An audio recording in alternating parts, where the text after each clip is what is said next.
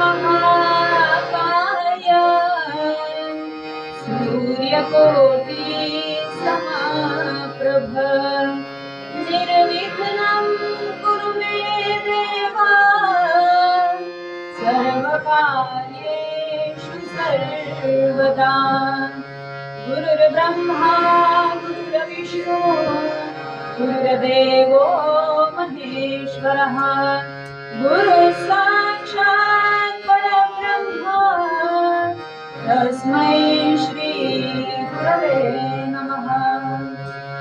ब्रह्मानन्दं परमसुखदं केवलं ज्ञानमूर्तिं द्वन्द्वातीतं गगनसदृशं तत्त्वमस्यादिलक्ष्यम् एकं नित्यं विमलमचलं सर्वधी साक्षिभूतं भावातीतं त्रिगुणरहितं सद्गुरुं तन्नमामि। काषाय वस्त्रं करदण्डधारिणं कमण्डलुं पद्मकरेण शङ्खं चक्रं गदाभूषितभूषणाढ्यं श्रीपादराजं शरणं प्रपद्ये। अवधूतचिन्तन श्री गुरुदेव। ज्या ज्या स्थळी हे मन जाय माझे त्या त्या स्थळी हे निज रूप तुझे मी ठेवितो मस्तक ज्या ठिकाणी तेथे तुझे सद्गुरु पाय दोन्ही। अवधूत चिंतन श्री गुरुदेव दत्त।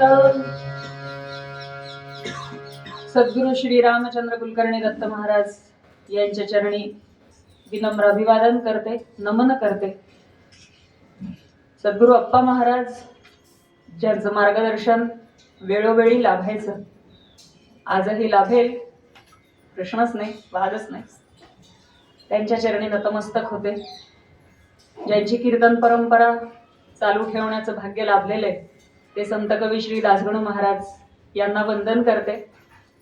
आणि ज्यांच्या पुण्याईने ही नारद महाराजांची गादी मिळाली आहे किंवा ती चालवण्याचा एक अधिकार मिळालाय ते माझे आजोबा कैलासवासी हरिभक्तपरायण श्री तुकाराम व अजय गावकर यांना विनम्र अभिवादन करते। समोर आपण सर्व बसलेले ज्ञाते, तुम्ही श्रेष्ठ आहात, ज्येष्ठ आहात, विद्वान आहात, त्यामुळे काही चूक झाली तर लहान समजून पदरात घ्या। महाराजांचं वर्णन करायचंय त्यामुळे तुमच्या सगळ्यांना इथूनच साष्टांग नमस्कार करते आणि आजच्या सेवेला सुरुवात करते। रामदास माया माझी, रामदास माया माझी, रामदास रामदास माया माझी पतिता पावना सज्जन गडी वस्ती तुझी, सज्जन गडी वस्ती तुझी लाज राखी येऊन माझी, लाज राखी येऊन माझी हे कृपा धना रामदास।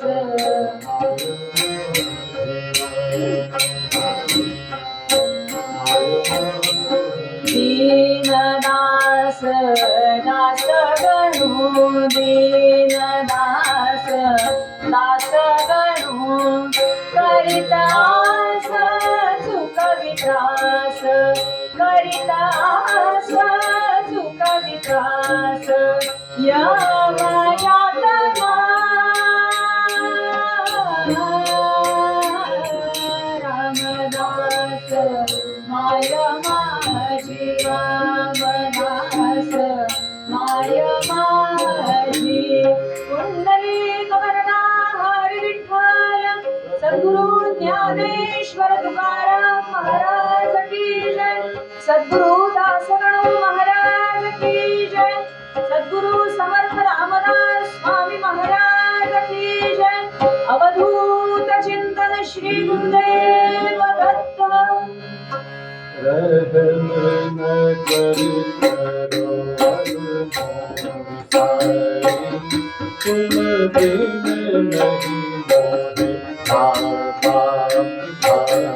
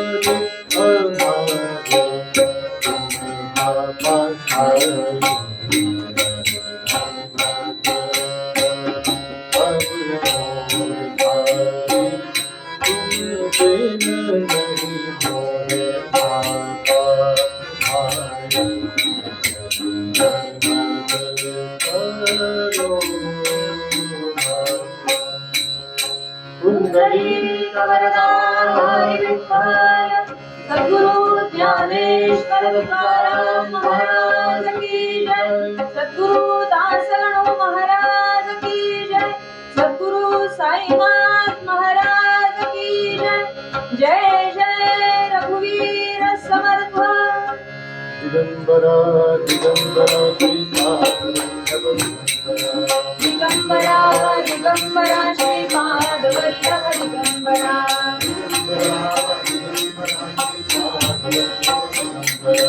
दिगंबरा दिगंबरा श्रीपाद वल्लभ दिगंबरा. दिगंबरा दिगंबरा श्रीपाद वल्लभ दिगंबरा. दिगंबरा दिगंबरा श्रीपाद वल्लभ दिगंबरा. दिगंबरा दिगंबरा श्रीपाद वल्लभ दिगंबरा. अवधूत चिंतन श्री गुरुदेव दत्त. परब्रह्ममूर्ती सद्गुरु हाची एक जगती. परब्रह्ममूर्ती सद्गुरु हाची एक जगती. अरुणी जीवाचे जीवपण सारे, शिवपण दे निज हाती.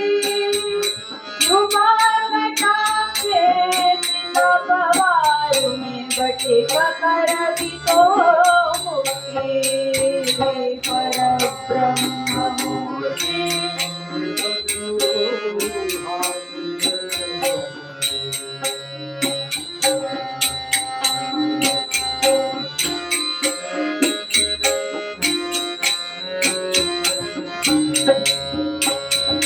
आत्मस्वरूपा पाहणे असल्या, दर्पण द्या गुरु हाती.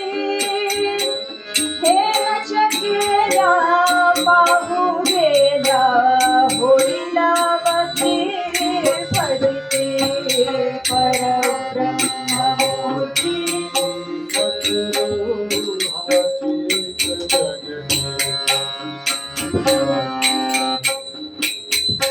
परब्रह्ममूर्ती सद्गुरु हाची एक जगती. गुरु गुरुपणाले शिष्याला, अनन्य धार्या बनती. गुरु गुरुपणा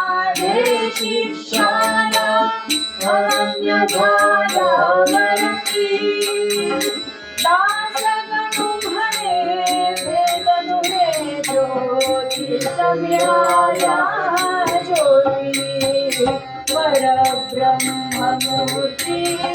सद्गुरु हाची एक जगती परब्रह्ममूर्ती सद्गुरु हाची एक जगती पुंडलिक वरदा हरी विठ्ठल सद्गुरु ज्ञानेश्वर तुकाराम महाराज की जय जय जय रघुवीर समर्थ सद्गुरुनाथ महाराज की जय. छान असा पर्वकाळ सध्या चालू आहे. दत्त महाराजांचा जन्मोत्सव आपण साजरा करतोय आणि त्या जन्मोत्सवामध्ये आजचा विशेष दिवस असा की आज गीता जयंती म्हणजे सद्गुरु तत्व आणि भगवंताने सांगितलेली भगवद्गीता या दोन्हीचा मिलाप आज इथे आहे. आणि या अशा सुंदर पर्व काळामध्ये महाराजांनी आज सेवा करून घ्यायचं ठरवलंय. हा विलक्षण योगायोग आहे, विलक्षण योग आहे. माझ्यासाठी इतकी छान सेवा करायला मिळतीये. सद्गुरूंनी महाराजांनी अशीच कायम सेवा करून घ्यावी ही विनंती. आणि विचार सुरू होता की काय विषय मांडायचा आहे. तर जो सप्ताह आहे या सप्ताहामध्ये दत्तगुरूंचं वर्णन आहे, दत्तगुरूंच्या ग्रंथाचं पारायण आहे, दत्तगुरूंच्या शक्तीचा अनुभव आपण सगळे घेणार आहोत. आणि त्यांचंच एक स्वरूप म्हणजे सद्गुरू. मग सद्गुरू जेव्हा आपल्या आयुष्यात असतात तेव्हा आपल्या आयुष्याला कशी कलाटणी मिळते हा पण विचार या निमित्ताने केला जाईल. म्हणून हा पूर्वरंग आणि त्याला अनुसरून आख्यान घ्यावा असा विचार झाला. परब्रह्ममूर्ती सद्गुरु हाची एक जगत. आपण फक्त ऐकलंय की ब्रह्मतत्व हे श्रेष्ठ तत्व आहे. ब्रह्मा विष्णू आणि महेश ह्या त्रिदेवांचा संगम म्हणजे आपले दत्तगुरु दत्तप्रभू. मग त्यातलाही ब्रह्मदेव जो आहे तो सृष्टीचा निर्माता. त्याने जसं ठरवलं तशी ही सृष्टी निर्माण झाली. म्हणून ते ब्रह्मतत्व जास्त श्रेष्ठ. ब्रह्मतत्व हे आनंद स्वरूप आहे असं शास्त्रामध्ये लिहिलेलं आहे. मग त्याचा अनुभव घ्यायचा तर तेवढी आपली साधना हवी, तेवढी आपली उपासना हवी. ते कठीण नाहीये, ते अशक्य नाहीये, फक्त ते सोपं नाहीये. मग सोपं काय आहे? सोपं काहीच नाहीये. अध्यात्मामध्ये स्वतःची प्रगती करून घेणं हे सोपं नाहीच आहे. त्यासाठी कष्ट आहेत, त्यासाठी प्रयत्न आहेत, त्यासाठी चिकाटी आहे, त्यासाठी जिद्द आहे. म्हणजे आज मी सुरुवात केली आणि उद्या लगेच मला साक्षात्कार झाला असं होणार नाही. आणि दुर्दैवाने सध्या आमची पिढी जी तरुणाई आहे त्यांना सांगायला गेलं तर हा ठीक आहे मी आज सुरुवात करतो, होतं का उद्या काही? असं होत नसतं.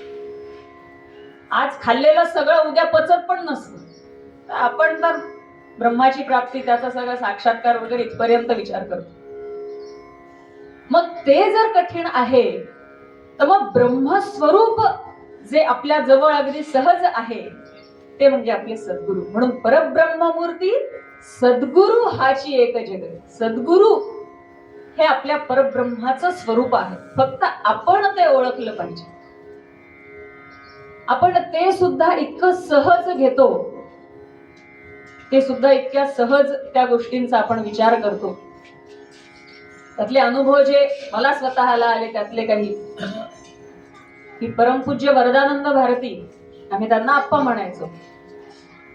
सुदैवाने आई वडिलांच्या पुण्याने, आजोबांच्या पुण्याने आप्पांचा सहवास खूप लाभला. म्हणजे मी तर म्हणेन की माझ्या मनाने खूप लाभला. ज्या अर्थी मला अजूनही आप्पांसोबत केलेल्या चर्चा आठवतात त्या अर्थी तो सहवास खूप लाभला. जेव्हा जेव्हा गोरट्याला जाणं व्हायचं आणि सुदैवाने माझ्या आजोबांनी आईला सांगितलं होतं की गोरट्याजवळ जे उमरी छोटस गाव आहे तिथे तू नोकरी तुझी सुरू कर. तिथून गोरठाजवळ आहे जिथे दासगणू महाराजांची वस्त्र समाधी आहे. दासगणू महाराज माझ्या आजोबांचे गुरु. मग आपल्या सद्गुरूंची तिथे सद्गुरू तिथे आहेत, त्यामुळे तू काही काळजी करू नको, तू तिथे सुरुवात कर. आणि त्यामुळे दर वेळेला उमरी ते गोरठा 3 किलोमीटर जाणं येणं व्हायचं. आप्पांशी वेगवेगळ्या विषयांवर संवाद व्हायचा. 9वी 10वी मध्ये असेल मी तेव्हा. पण तो संवाद होत असताना हे कधीच जाणवलं नाही की हे सद्गुरु तत्व आहे. त्याचा आपल्याला कसा फायदा करून घेता येईल हे तेव्हा समजलंच नाही. मग संवाद व्हायचा, चर्चा व्हायची, ती कोणती? कुठेतरी काहीतरी वक्तृत्व स्पर्धा आहे, वादविवाद स्पर्धा आहे, अमुक एक विषय आहे, आप्पा सांगा बरं काय मी विषय मांडतो. कारण आजोबाच ते माझे आजोबा खूप लहानपणी गेले, त्यामुळे जो सहवास मिळाला तो आप्पांचा मिळाला. तिथपर्यंत मर्यादित राहिला तो विचार की मी आप्पांकडे जाणार, त्यांच्याशी चर्चा करणार, झालं.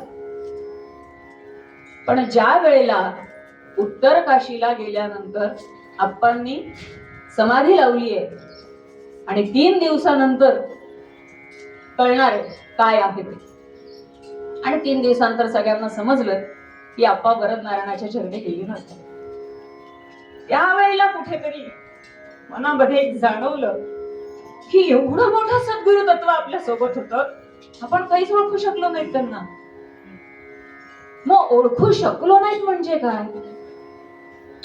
त्यांची शक्ती अपार आहे, आपली शक्ती कुठेतरी कमी पडते, आपली भक्ती कुठेतरी कमी पडते, आपलं ज्ञान कुठेतरी कमी पडतं. कारण आपल्यातला मी संपलेला नसतो, म्हणून सद्गुरु आपल्याला ओळखू येत नाही. सद्गुरूंच्या समोर जायचंय ना तर काळजाची आणि बुद्धीची रिकामी कोरी पाटी घेऊन जावं लागतं, तेव्हा सद्गुरू काय आहेत ते कळतं. त्याच्यावरती आपल्याच कुठल्या तरी अर्धवट ज्ञानाचं काहीतरी लिहिलेलं घेऊन गेलं तर मग सगळंच अवघडून बसतं. आणि सध्याचा प्रसंग, आप्पा महाराजांशी सुद्धा बऱ्याचदा संवाद व्हायचा, बोलणं व्हायचं. त्यांच्यातलं सद्गुरु तत्व हे समजलं होतं. कारण आता हा पण माझ्यातला मीपणाच झाला, अहंकारच झाला की मी आता मोठी आहे, 4 गोष्टी माहिती झालेल्या आहेत, काही गोष्टींचा अनुभव आलेला आहे म्हणून. पण हे म्हणणं चुकीचं आहे, कारण सद्गुरु तत्व कळणं इतकं सोपं नाहीये.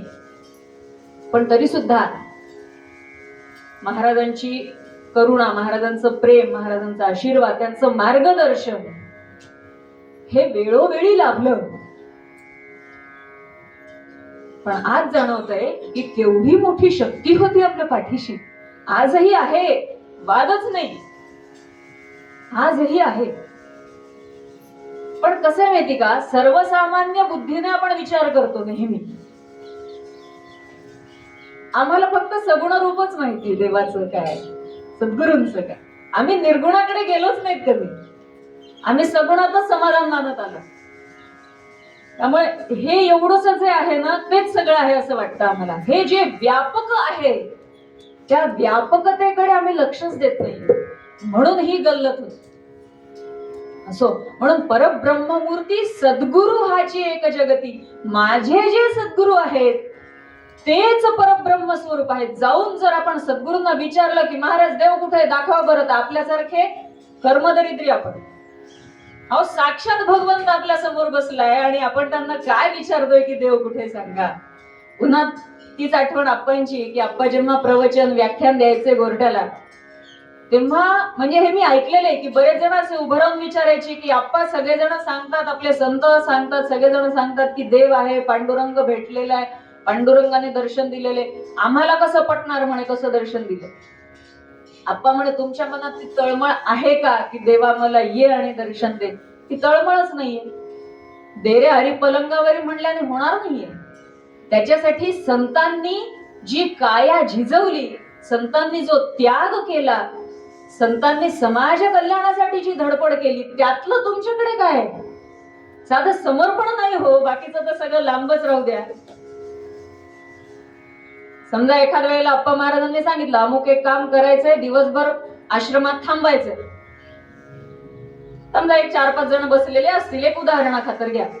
त्यातल्या किमान 3 ते 4 जणांची चुळबुळ सुरू होईल. बापरे, आता दिवसभर आश्रमात थांबायचं महाराजांनी सांगितलं, पण घरी अमुक काम आहे, घरी तर पटकन हो ठीक आहे थांबतो, विषय संपला. असं कधी झालं होतं का? नाही, होतच नाही. कारण आपण आपल्या विश्वामध्ये, आपल्या प्रपंचामध्ये इतके गुरफटून गेलेलो आहे की आपल्याला त्याच्यातून म्हणजे हे सगळं संपून वेळ मिळाला तर असं आहे आपलं. तर मग मंदिरात जाऊ, तर मग कीर्तनाला जाऊ, तर मग पंचपदी करू. घरी 2 पाहुणे जरी आले तरी बापरे, पाहुणे आले आज नाही जाणं होत पंचपदीला. का? पाहुण्यांना सांगा आज पंचपदी आहे, तुम्ही पण चला, येऊन या त्यांना पंचपदीला. काय 1 तास उशिरा जेवतील, काय फरक पडतोय? एरवी एखादा आवडता चित्रपट टीव्हीवर लागला किंवा टॉकीज मध्ये लागला तर जेवण खाऊन सोडून ते करणारच ना. मग ही उपासना का बरं नाही करायची? कारण ते समर्पण नाही आहे की माझ्या सद्गुरूंनी मला अमुक एक कार्य दिलंय, ते कार्य आधी प्रायोरिटी त्याला मला द्यायची आहे. बाकीच्या गोष्टी नंतर होत राहतात, चालत राहतात. स्वयंपाक होतो, लोक जेवतात, सगळं होऊन जात. आणि इतकी शक्ती सद्गुरूंनी त्यासाठी सुद्धा आपल्याला दिली आहे की आपल्या घरातल्या सगळ्या कर्तव्याची कामं करून आपण भगवंताचं नाम घेऊ शकतो, सद्गुरूंनी सांगितलेल्या आज्ञेचं पालन करू शकतो. पण आपल्याला एक सवय लागली आहे की आपल्याला ह्या विश्वातून बाहेरच पडायचं नाही. सद्गुरूंनी अमुक एक सांगितलं की हा केलं असतं, पण ते जरा असं थोडंसं काम आहे, मग ते म्हणतात मग ठीक आहे राहू दे, काही हरकत नाही. उद्या जर कोणी प्रश्न विचारला, अहो महाराजच म्हणले राहू दे, अहो ते राहू दे म्हणणारच ना. कारण ती करुणामय मूर्ती आहे, त्यांच्या ठिकाणी फक्त प्रेम, फक्त करुणा आहे. ते कधीही रागवत नाही, ते कधीही चिडत नाही. एखादी गोष्ट झाली नाही तरी चालते त्यांना, ते चालवून घेतात, आपण चालवून घेत नाही. आपण मंदिरात गेलो, अर्ध्या तासाचा वेळ काढला, झालं दर्शन महाराजांचं तर ठीक आहे ना, तर चला बरं लवकर, ती गाडी मिस होईल आपली. का? बसा की महाराजांसाठी अर्धा तास, 1 तास. आता नाही, थोड्या वेळाने खाली येतील. कितीदा तरी आश्रमात हा अनुभव मी घेतलाय. लोक आपल्या सारखे एकदा ही मांडी, एकदा ती मांडी, एकदा मोबाईल बघ, एकदा घड्याळ बघ, अजून आले नाहीत महाराज. का आले नाहीत अजून महाराज? अरे, सद्गुरूंसाठी आपण वाट बघायची का सद्गुरूंनी आपली वाट बघायची? गरज कोणाला आहे? आपल्याला आहे. कारण आपलं कल्याण आपल्याला करून घ्यायचंय. ते तर बसलेलेच आहेत कल्याण करायला, आपल्याला सगळ्या संकटातून मुक्त करायलाच ते बसलेत, आणि तेच त्यांनी केलं. शेवटच्या श्वासापर्यंत त्यांनी तेच केलं. दवाखान्यात ऍडमिट असताना सुद्धा, बोलता येत नसताना, तोंडाला एवढा मोठा ऑक्सिजनचा मास्क लावलेला असताना, पाठीवरती लिहून द्यावं त्यांनी अमरीश महाराजांजवळ की इथं जे मुलं थांबलेली आहेत, थंडी खूप आहे, त्यांना गरम कपड्यांची सोय करा. हे सद्गुरू आहेत. आणि आपण त्यांना आपल्यासारखं मानतो, आपल्या बरोबरीचं मानतो. आपल्यासारखं नाही, आपल्या बरोबरीचं. कुणी जर म्हणलं महाराजांना यायला अर्धा तास वेळ आहे, बापरे अर्धा तास, माझी किती कामं खोळंबले, काय सांगू तुम्हाला. अहो पण ती माऊली सकाळीपासून पाणी पण पिलेली नसते. त्या माऊलीने जर 2 घास खाण्यासाठी तुमच्याकडे अर्धा तास मागितला तर आपल्या कपाळावर आठ्या येतात. काय म्हणत, सद्गुरू आहेतच कृपा करायला. आपली झोळी फाटकी आहे, त्याला आपण काय करणार. पण यातूनही मार्ग आहे. हरुनी जीवाचे जीवपण सारे, शिवपण दे निज हाती. स्वतःच्या जीवाचा कधीच विचार करणार नाही, माझ्या शिष्यांचं कल्याण कसं होईल. गुरुपौर्णिमेला किती दिवस आप्पा महाराज बसून राहायचे, कधी कंटाळा करायचे नाही. अकोल्याला आमच्या दत्त महाराजांचं सुद्धा 90 वर्षांचं वय झालेलं होतं, तरी सुद्धा दत्त जयंती, गुरुपौर्णिमा अखंड बसलेले असायचे, पाण्याचा एक घोटही न घेता. आपल्याला साधं रांगेत दर्शनाला अर्धा तास थांबावं लागलं तर कधी एकदा घरी निघून जाऊ दे, येऊ रात्री उशिरा गर्दी संपल्यावर. का? म्हणजे गर्दी संपेपर्यंत, रात्री 12 पर्यंत गुरूंनी आमच्यासाठी थांबायचं, आम्ही त्यांच्यासाठी 2 तास रांगेत नाही थांबा. हा स्वभाव आहे.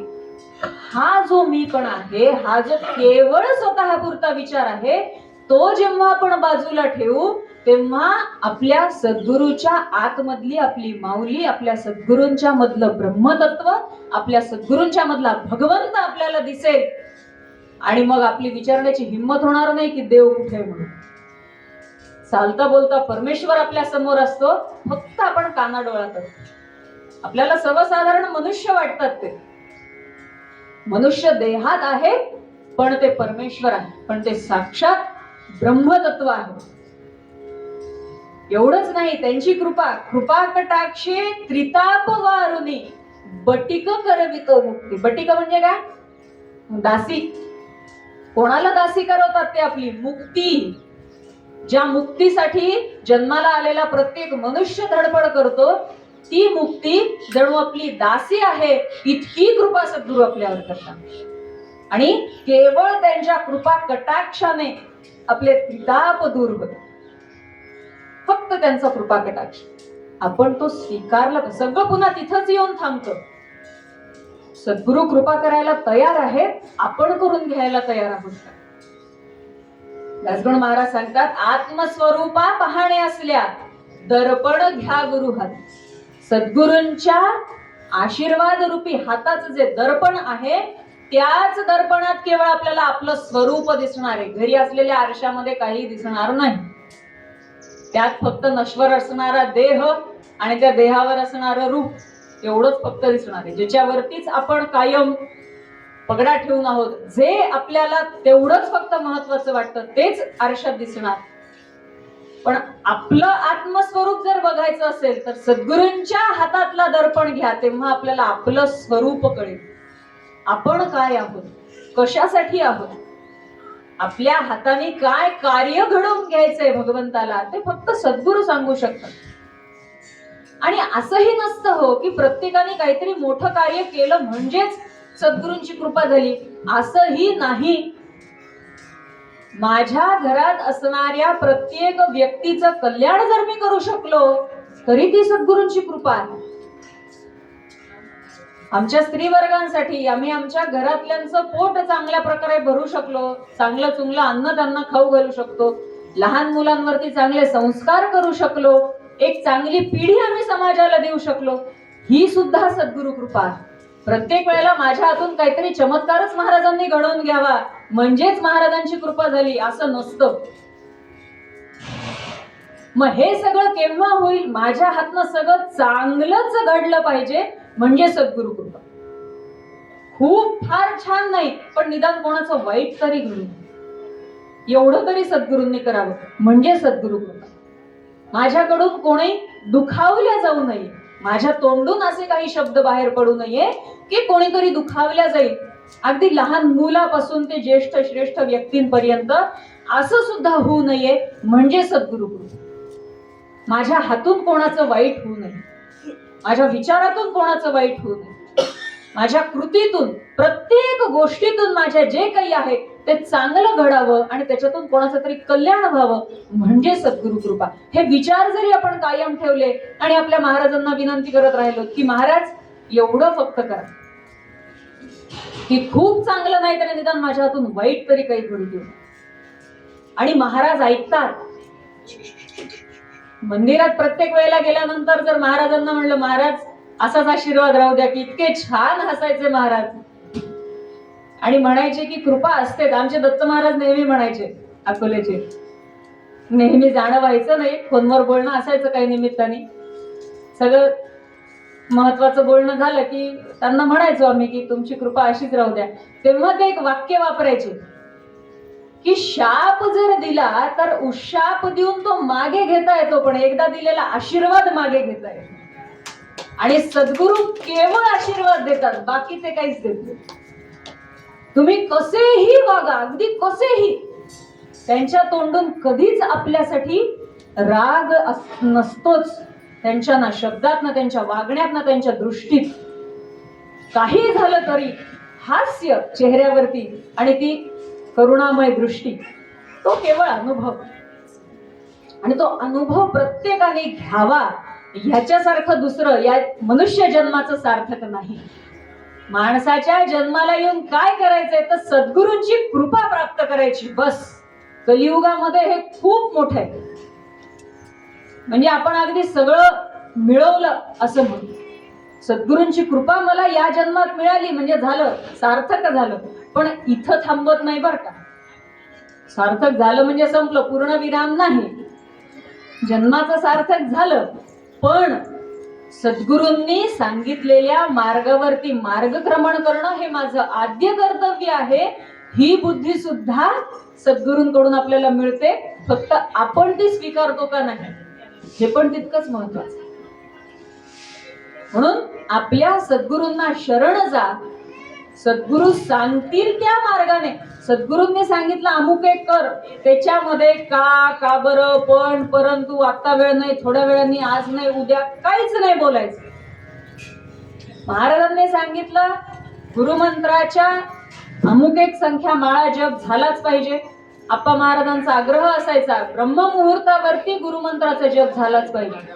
मग महाराज रात्री झोपायला खूपच उशीर होतो, हो, सकाळी उठवल्याच जात नाही, दिवसभर खूप दगदग असते, अगदी म्हणजे डोळ्याला डोळा नसतो, काय सांगावं तुम्हाला. आता असं म्हणल्यानंतर महाराज काय म्हणणार आहेत? आपल्याकडची कारणांची यादीच संपत नाही, त्याला ते तरी काय करते. म्हणजे सोपं म्हणजे किती सोपं करून द्यावं. आता म्हणजे घेऊन फक्त तोंडात घालून द्यायचं बाकी राहील. आपण माय माऊली चिडतो, बरं लेकराने जर दोनदा जेव घाल म्हणून म्हणलं तर हाताने जेवता येत नाही का? लहान आहेस का आता? सारखं आपलं जेव घाल, मी माझे कामं ठेवते बाजूला, तुला बसते तासभर जेव घालत. राग येतो ना, पण गुरुमाऊलींना येत नाही. कितीही आपण कारण दिले ना, ते म्हणतात हो असं आहे का, बरं काही हरकत नाही, प्रयत्न तर करून बघ. नाही जास्त माळा, एखादी माळा तर होईल ब्रह्ममुहूर्तावर, तेवढा तर प्रयत्न करू शकतो. म्हणजे एवढी सूट देऊ नये. आपल्या कपाळावरच्या आठ्या काही पुसल्या जात नाही. बापरे, महाराजांनी 4 वाजता उठून जप करायला सांगितलं. आधीच तर एवढी थंडी, तर थंडीत काही पांघरुणाच्या बाहेर यावं वाटत नाही आणि 4 वाजता जपाला बसायचं. कसं होणार आहे काय माहिती? का नाही होणार? जेव्हा मनात शंका येते ना, त्या क्षणाला सद्गुरूंना शरण जा. महाराज, माझ्या मनात शंका यायला लागली, तिला दूर करा, मला जप करायचंय, त्याची शक्ती तुम्ही द्या. ते बरोबर देतात, ते करून घेतात म्हणजे घेतात. कारण काय असतं माहिती का, आपल्याकडे अडचण आली ना की आपण हातातले सगळे काम सोडून महाराजांकडे पळत जातो. महाराज अशी अशी अडचण आहे, काय करावं, कामच होत नाहीये, कसं करावं, परेशान झालोय आम्ही, काही समजत नाही, काय करायचं. म्हणजे महाराजांनी त्यांचे सगळे व्याप सोडून आपल्या शंकेचं निरसन आधी केलं पाहिजे. आणि त्यात जर असं झालं की महाराजांनी 3-4 वेगवेगळे प्रकारचे मंत्र लिहून दिले आणि असं सांगितलं की सकाळी सूर्योदयाच्या आधी उठायचंय आणि या मंत्राचा जप करायचा आहे, गेलं सगळं आपलं तिथंच बसतं खाली. बापरे महाराज, म्हणजे असं छू केलं की सगळे प्रश्न मिटले पाहिजेत. आपला अट्टहास असा, अहो ते करतीलही होत असं, ते त्यांना अवघड नाहीये, पण आपली तेवढी आहे का? नाही ना. मग ती वाढवायला पाहिजे. आपली चिकाटी, आपली जिद्द तेवढी वाढवा. ठीक आहे महाराज, मी करायला तयार आहे, जे काही आहे ते आता तुम्ही करून घ्या. ही सेवा तुम्ही करायला सांगितलीये, तुझीच तूची करुणी घ्यावी सेवा, जीवाला हेची वळण लावा, अखंड असो आईचा धावा सर्व गाळांना. महाराजांनी सांगून ठेवलं की आई तूच तुझ्याकडून तुझीच सेवा करून घे, मी कोण करणार? माझा श्वासच जर माझ्या हातात नाहीये तर मी सेवा करतो किंवा मी सेवा करते हे म्हणण्याचा अधिकारही मला नाहीये. बरोबर आहे की नाही? मग ही जी सेवा आहे ही महाराज करून घेत आहेत. त्यांनी शक्ती दिली म्हणून आज इथे उभी आहे, त्यांनी शक्ती दिली म्हणून हा आवाज एवढा निघतोय, त्यांनी शक्ती दिली, त्यांच्या हातात हे प्राण आहेत म्हणून एवढी बुद्धी चालतीये, नाहीतर मी कोण पामन. भाव हा ठेवा की आज माझ्या बाबतीत जे काही चांगलं आहे ते माझ्या सद्गुरूंची कृपा आहे आणि ज्या काही अडचणी येत आहेत ते माझे कर्म आहेच. कर्मविपाक सिद्धांत काय सांगतो? केलेल्या कर्मांचं फळ भोगल्याशिवाय सुटका नाही. मग ते किती काळ भोगायचं हे आपल्यावर अवलंबून. मग माझे कर्म जर मला भोगूनच संपवायचे असतील तर महाराजांना एकच प्रार्थना करा, महाराज जे काही माझे कर्म आहे, जे काही त्या कर्मांचा दोष आहे तो तुमच्या कृपेने दूर होऊ द्या आणि ते सहन करण्याची शक्ती द्या. ते भोग सुद्धा इतके सहज होतील ना की आपल्याला कळणार नाही की आपले भोग कधी संपतील. अहो, महाराजांनी स्वतः एवढे भोग भोगले, पण कधी त्यांच्या मुखातून कधी चिंता दिसली नाही, का कधी राग दिसला नाही, का कधी चिडचिड दिसली नाही. एवढे मोठे सद्गुरू, त्यांनी काय कमी भोगलं का हो आपल्यासाठी? आणि आपल्याला छोट्या छोट्या अडचणींमध्ये सुद्धा आपण लगेच देवच नाहीये, देवाला माझी काळजीच नाहीये, देवाला माझ्याशी काही घेणं देणं नाही. अरे देवाला कशाला घेणं देणं असेल तुझ्याशी? कोण तू? काय तुझं अस्तित्व? आमचे आप्पा नेहमी प्रवचनात सांगायचे, प्रत्येकाची तक्रार असते, देव माझ्याकडे बघत नाही. अरे देवाने तुझ्याकडे बघायला तू आहेसच केवढा. आप्पांनी सांगितलं, अखिल ब्रह्मांडाचा नायक येतो, ब्रह्मांड केवढं आहे, त्या ब्रह्मांडात आपली पृथ्वी म्हणजे मोहरीचा दाणा. हे उदाहरण आप्पा नेहमी द्यायचे, नेहमी. आजही ते शब्द कानात माझ्या घुमतात की आपली पृथ्वी म्हणजे मोहरीचा दाणा आहे, त्या पृथ्वीवरती आपण केवढे तो विचार करा. आणि त्यांच्याकडे भगवंताने बघावा हा आपला अट्टहास. बघेलही की, त्याच्यासाठी काही ते अवघड नाहीये, पण आपली योग्यता आपण तेवढी केली पाहिजे. आपण तेवढं त्याच्याशी समरूप झालं पाहिजे. जे काही आहे तो माझा भगवंत आहे. जनाबाईंनी काय केलं? त्यांचे काम केले की नाही? कामधंदे सोडून बसल्या नाहीत मंदिरात. दळण दळले, धुणे भांडे केले, शिळी भाकरी खाल्ली. कधी देवाला नावं ठेवले नाहीत की तू मला हे देत नाही, तू मला ते देत नाही. जे काही आहे ते माझ्या भगवंताची इच्छा. दळण दळताना भगवंताचं नाम घ्यावं, भांडे घासताना भगवंताचं, अहो शेणाच्या गोवऱ्या थापताना पण भगवंताचं नाम घ्यावं.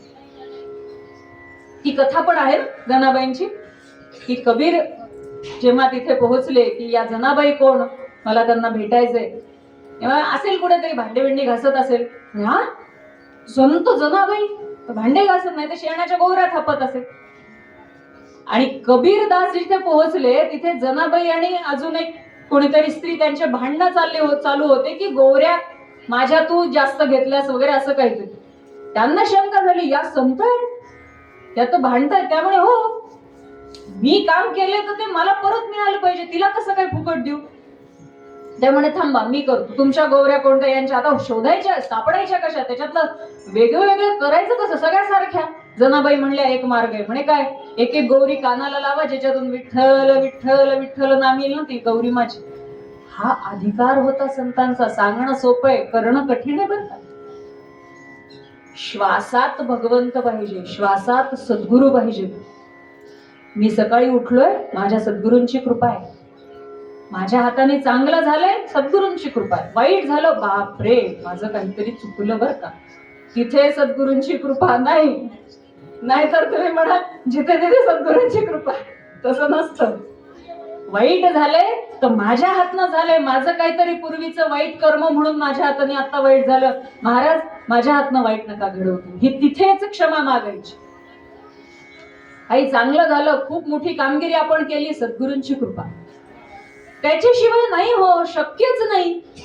आपल्यात तेवढी शक्तीच नाही, आपल्यात तेवढं सामर्थ्यच नाहीये. जे काही आहे ते त्यांची कृपा, जे काही आहे ते तत्व, त्यामध्ये इतकी शक्ती आहे की आपण नाही ओळखू शकत. फक्त समर्पण भाव पाहिजे, बाकी काही नको. कुठला वाद नको, कुठला विवाद नको, कुठले प्रश्न नको, काही उत्तर नको. फक्त समर्पण तेवढं ठेवा, सद्गुरूंची कृपा आपोआप मिळणार आहे. त्याचमुळे महाराज पुढे म्हणतात, गुरु गुरुपणा दे शिष्याला अनन्य झाल्यावरती. अहो गुरु स्वतः शिष्याला गुरुपण देतात, स्वतःकडे तेवढंही घेत नाहीत ते. निवृत्तीनाथांचा अधिकार काय कमी होता का? पण त्यांनी ज्ञानेश्वर महाराजांना मोठं केलं. आपण सगळे ज्ञानेश्वर माऊली असं म्हणून त्यांच्या समाधीवरती डोकं ठेवतो, सगळं काही समर्पित करतो. पण त्यांचे सद्गुरू निवृत्तीनाथ, काय अधिकार असेल त्यांचा जर ज्ञानेश्वर महाराजांचा हा अधिकार आहे तर विचार करा. पण त्यांनी कधी स्वतःचा मोठेपणा दाखवला नाही, फक्त आपल्या शिष्याला मोठं केलं. तोच आशीर्वाद कायम असतो. आज साईबाबांच्या चरणी आपण सगळे नतमस्तक होतो. त्यांचे गुरु कोण होते किती जणांना माहिती नाही. सेलूला जे व्यंकुशाह बाबासाहेब महाराजांचं जे मंदिर आहे ते साईबाबांचे गुरु. ते अगदी आपल्या जवळपासच्या भागात राहणाऱ्या लोकांना माहिती असेल, बाकी शिर्डीतल्या पण लोकांना माहिती आहे की नाही मला शंका असं आहे. सांगायचा मुद्दा हा की गुरु कधीच स्वतःकडे मोठेपणा घेत नाही. अप्पा महाराजांच्या कडे सुद्धा गेल्यानंतर जर म्हणलं ना, महाराज काय तुमची कृपा हो, तुमच्यामुळे हे सगळं झालं, की महाराज आधी अण्णा महाराजांकडे बोट टाकवायचे. माझं काही नाही ते. हे समर्पण पाहिजे. कधीच त्यांनी स्वतःकडे मोठेपणा घेतला नाही, फक्त आशीर्वादाचा हात. आणि काही छान झालं म्हणलं ना की पटकन अंबाबाईकडे नाही तर अण्णा महाराजांकडे बोट दाखवायचे. हे जेव्हा आपल्यामध्ये थोड्याफार प्रमाणात जरी आलं ना, म्हणून गुरु गुरुपणा दे शिष्याला, अनन्य झाल्यावरती दास गणो म्हणे भेद नुरे, ज्योतीस मिळाल्या ज्योती. ते आपल्याला स्वतःमध्ये सामावून घेतात, इतकी ती कृपा करतात. म्हणून केवळ आणि केवळ सद्गुरूंना शरण जावं, त्याच्याशिवाय या कलियुगामध्ये आपल्या कल्याणाचा दुसरा मार्ग नाही. आपल्याला जर स्वतःचा उद्धार करून घ्यायचा आहे, स्वतःच्या मनुष्य जन्माचं कल्याण करून घ्यायचंय. कारण असं आहे की फक्त म्हणायला मनुष्य जन्म श्रेष्ठ आहे, प्रत्येक गोष्ट आपल्याला शिकावी लागते. बोलायला पण आपल्याला आई वडील आपल्या घरचे शिकवतात लहान जन्माला आल्यानंतर. आणि हेच तुम्ही पशु पक्षी बघा बरं, त्यांना गरज आहे का कोणी शिकवतं का? ते बरोबर सगळे आपापल्या पद्धतीप्रमाणे चिमण्या चिवचिव करायला शिकतात, कावळे कावकाव करायला शिकतात, कुत्रे भुंकायला शिकतात, हत्तीचा एक जो विशिष्ट आवाज आहे ते काढायला शिकतात.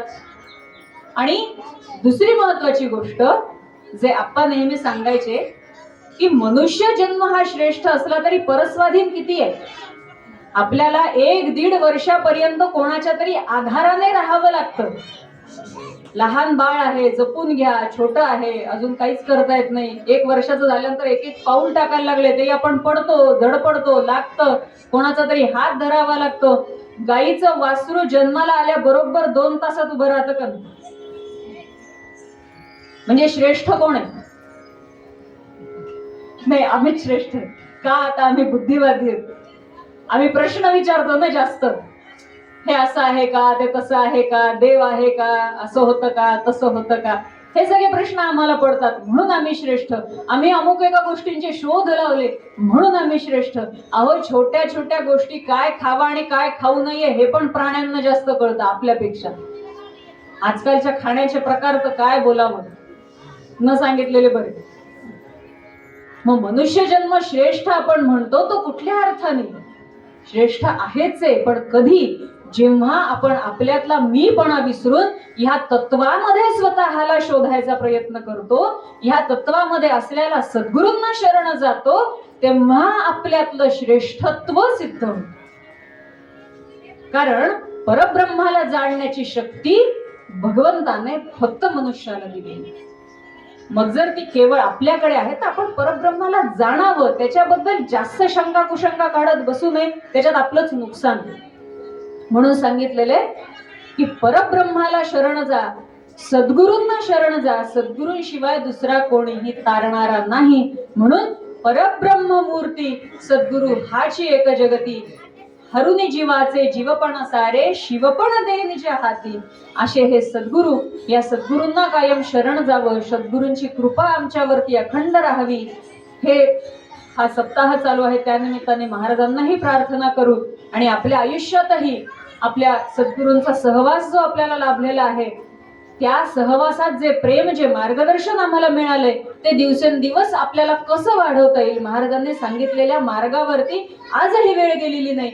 आपण तितक्याच समर्पण भावनेने महाराजांनी सांगितलेल्या मार्गावरती मार्गक्रमण करावं. महाराजांची कृपा आजही आपल्यावर अखंड आहे, ती त्या कृपेचा वर्षाव आपल्यावरती सतत होत राहणार आहे.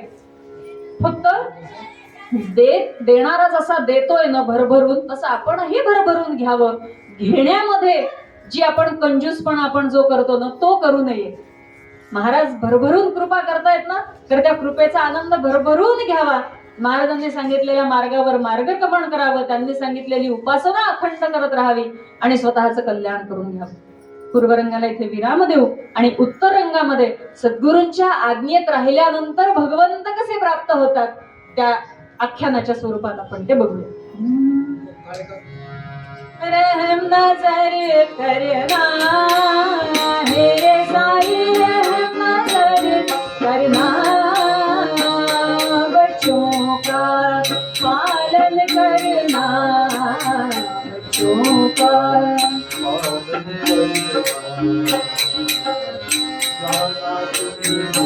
जगत पसारा जाना तुम्हें, जगत पसारा सब ही झूठ जमाना, साईं सब ही झूठ जमाना, बच्चों का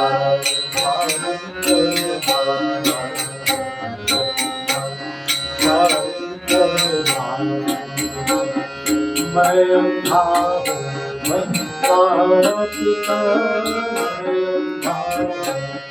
बंदा पिता, मुझसे प्रभु माना, मुझसे प्रभु माना,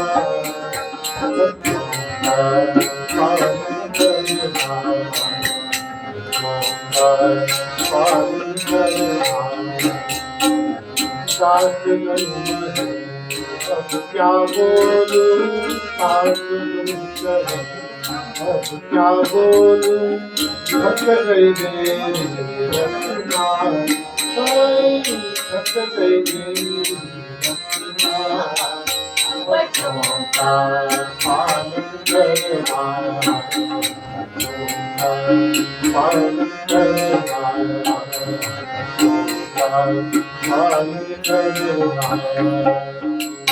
कुंजली कमलदा हरी विठ्ठल, सद्गुरु ज्ञानेश्वर तुकाराम महाराज की जय, सद्गुरु दासगणो महाराज की जय, सद्गुरु अप्पा महाराज की जय. जय जय रघुवीर समर्थ. परंपरेचं जे भजन आहे, स्थितिकाल देश असो काही काना, आपण सर्वांनी मोकळ्या मनाने म्हणावं, रामकृष्ण हरी जय जय भावाने म्हणा. स्थिती काल देश असो काही काना, रामकृष्ण हरी जय जय भावाने म्हणा. रूप वर्ण वेश असो काही काना,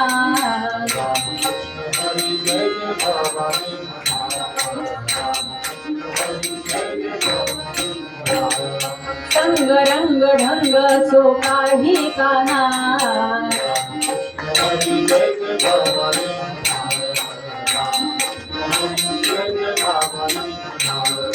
त्याग याग राग सो काही काना,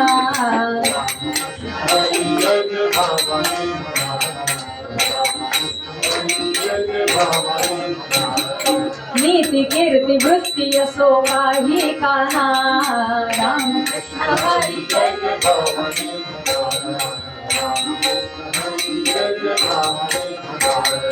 असाल तेथून पुढती चला यज्ञ सोडाना, रामकृष्ण हरी जय जय भावाने म्हणा, रामकृष्ण हरी जय जय भावाने म्हणा.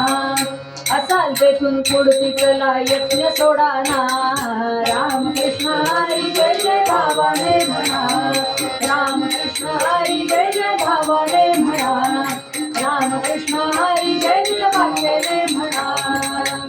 कुंडली कमलदा हरी विठ्ठल, सद्गुरु ज्ञानेश्वर तुकाराम महाराज की जय. जय जय रघुवीर समर्थ. प्रधान चहुवर्णी जो जगती वर्ण त्याधी करी, सभाग्य नर नर रत्न ते पैठणात गोदातिरी, असे जनन पावले चरित पूत ज्याचे अति, असो न मन हे दया सतत एकनाथ प्रती. शांती ब्रह्मसंत एकनाथ महाराज की. सद्गुरूंच्या आज्ञेने कल्याण कसं प्राप्त होतं हे एकनाथ महाराजांपेक्षा दुसरं उत्तम उदाहरण नाही. त्यामुळे संत एकनाथ महाराजांना जे दर्शन झालं भगवंताचं सद्गुरूंच्या कृपेने, त्याचं हे आख्यान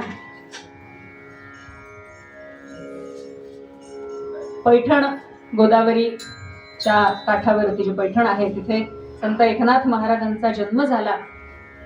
दुर्भाग्यवश महाराजांचा जन्म झाल्याबरोबर त्यांचे आई आणि वडील दोघेही त्यांना सोडून गेले आणि त्यांचा सांभाळ त्यांच्या आजीने केला. तिचंही वय झालं होतं. तिने आपला जसा होईल तसा महाराजांचा सांभाळ केला आणि त्यांच्या आजीची श्रद्धा ही गंगा मातेवरती, जी आपल्याकडे गोदावरी नावाने प्रसिद्ध आहे, तिच्यावरती जास्त श्रद्धा.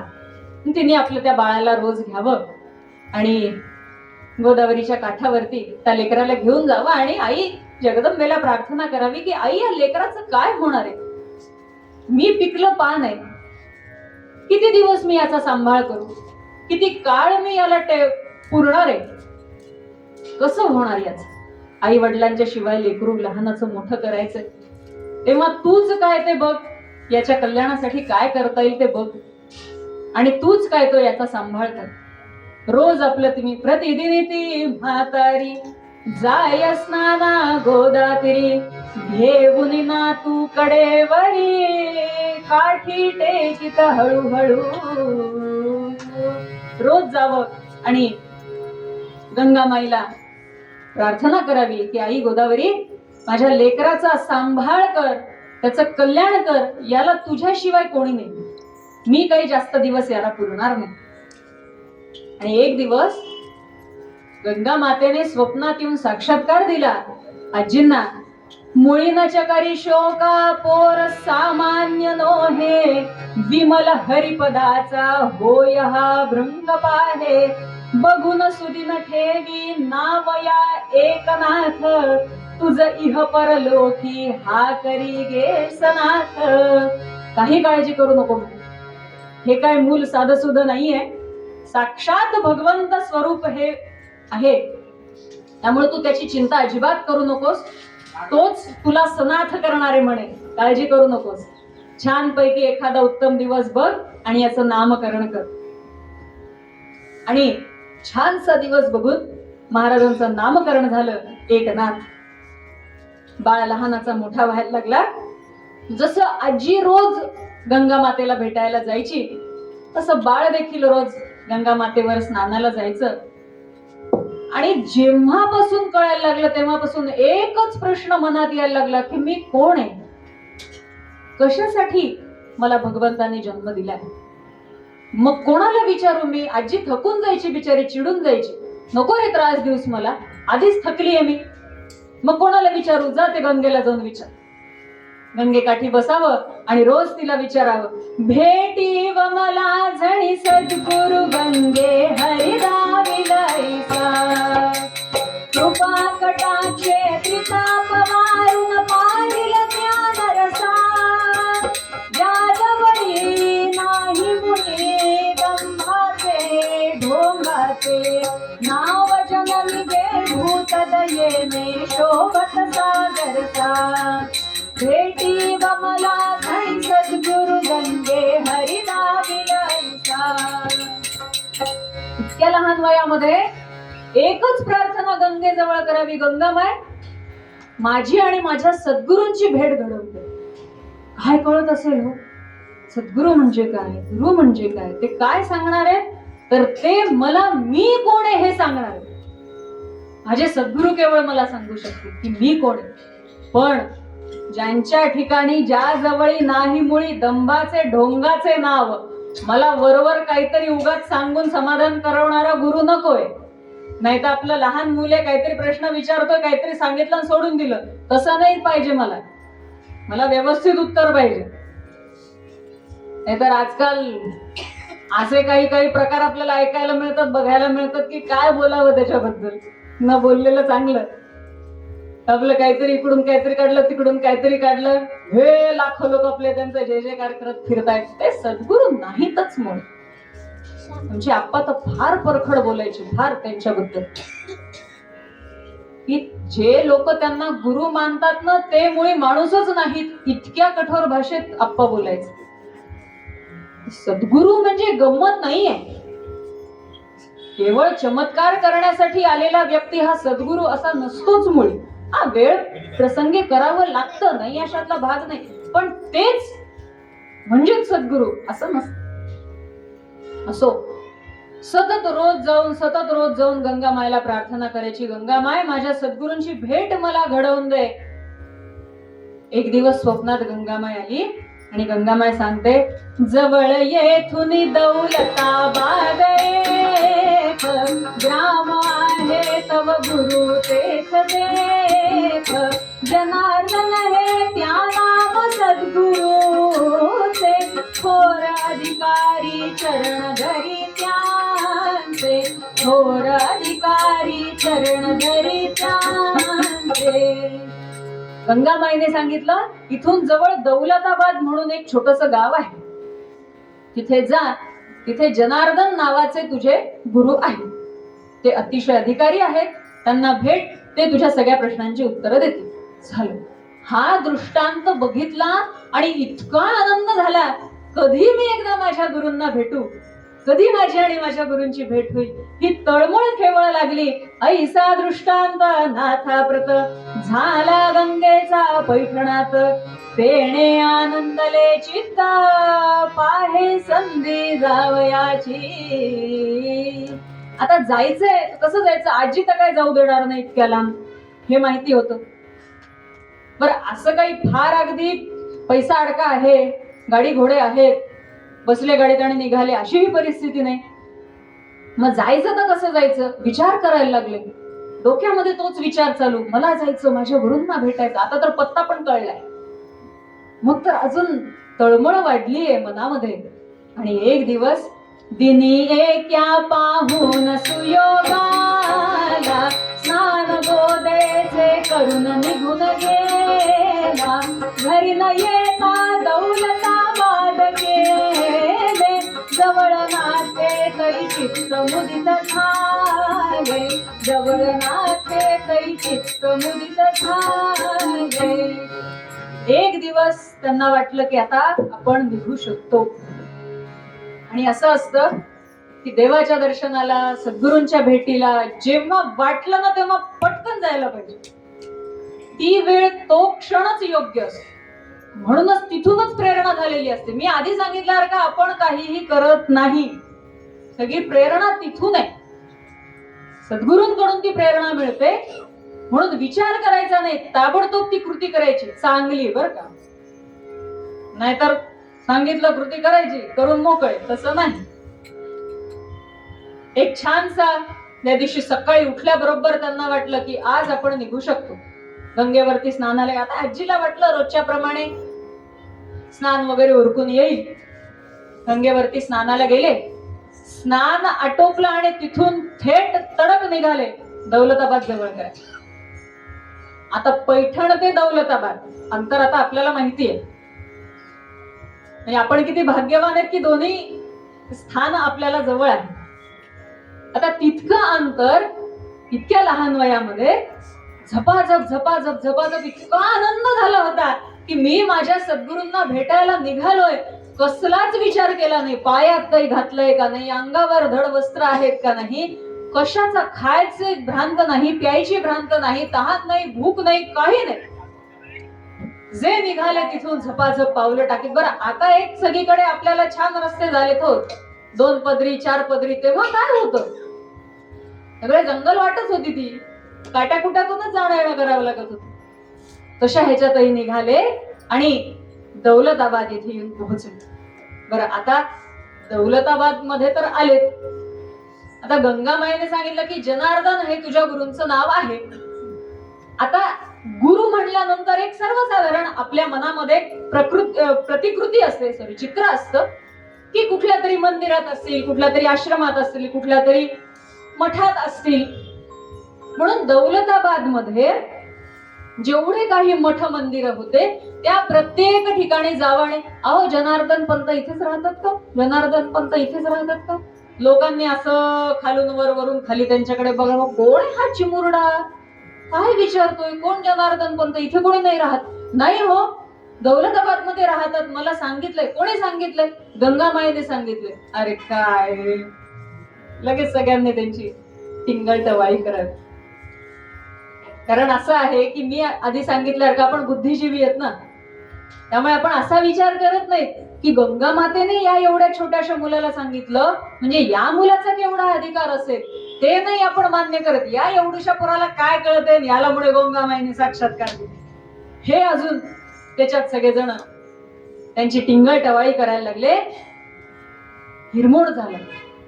दिवसभराचे चाललेले होते, माहिती नाही किती दिवस लागले असतील त्यांना दौलताबाद पर्यंत पोहोचायला. अन्न नाही, पाणी नाही, ध्यास फक्त सद्गुरूंच्या भेटीचा लागले. काय करू काय करू काय करू.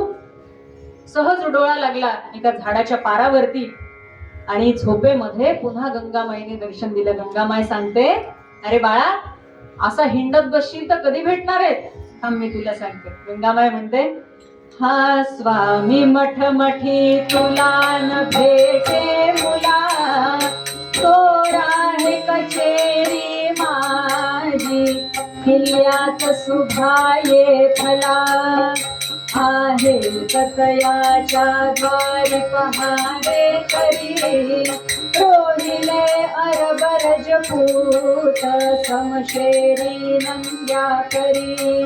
ना तिथे कमंडलू दिसे मृगाजी न तसे, रूभरी मखमली गादी वर लोराटे कुन बसे. ना भगवे अंगावरी दंडही करी, तोई सभव्य पावोटे पोशाख सकल भरजरी. जन म्हणती पंत त्यागला संत तो भला, गणू म्हणे मनुज जन्माला साक्षात जनार्दन आला. अरे बाळा, असं किती तू मठांमध्ये फिरशील, किती तू मंदिरातून फिरशील, तुला तुझे गुरु इथे भेटणार नाहीत. मग किल्ल्यावरती सुभेदार आहेत ते, त्यांनी कुठलेही भगवी छाटी, हातात दंड भगवी छाटी किंवा असं काही भगवं वस्त्र वगैरे धारण केलेलं नाही. भरजरी वस्त्र घातलेले, डोक्याला भरजरी वस्त्राची पगडी आहे आणि त्यांच्या सुरक्षेसाठी नंग्या तलवारी घेऊन उभे असलेले पहारेकरी आहेत किल्ल्यावरती. असे ते आहेत. त्यांना सगळेजण पंत म्हणतात, पण साक्षात ते संत आहेत हे विसरू नकोस. आता त्यांच्या ठिकाणी आपण असतो तर चिडलो नसतो का? हे आधी सांगता येत नव्हतं का? 3 दिवस कशाला फिरलो असतो मी गावात, मठात, मंदिरात? आधी सांगायचं ना. किल्ल्यावर आलं की डायरेक्ट किल्ल्यावर गेलो असतो आपण, म्हणलो असतो की नाही सहज. ती तळमळ लागते. गुरूंनाही माहितीये कोणाला काय कसं कधी किती सांगायचंय. परीक्षा असते. सद्गुरूंची प्राप्ती होणं इतकं सोपं नाही. पूर्व पुण्याईनी तर सद्गुरूंची कृपा होते ह्यात वादच नाही, पण या जन्माचे कर्म सुद्धा तितकेच त्याच्यासाठी आवश्यक असतात. म्हणून ती तळमळ लागते की मला सद्गुरूंची भेट घ्यायची. हरकत नाही म्हणाले, राग आला नाही. अरे वा, चला पत्ता कळला गुरूंचा. म्हणून जी वेळ होती ब्रह्ममुहूर्ताची तेव्हाच निघाले आणि झपाझप किल्ला चढले. आता किल्ला चढले म्हणणं सोपं आहे, आपण आता पण तो दौलताबादचा किल्ला चढू शकत नाही एखादं मान. अर्ध्यापर्यंत गेलं की जाऊ संगळतं. आमच्या सारख्यांचं सुद्धा, आमच्यापेक्षा लहानांचं तर आता म्हणजे असं उलट झालंय माहिती का, की जितके लहान तितके लवकर थकतात आणि जितके मोठे तितके, असं उलट गणित आहे हो कलियुगात सगळंच. झपाझप झपाझप किल्ला चढायला लागले. आता किल्ला तर चढून गेले, पण सांगितल्यासारखं पहारेकरी होते.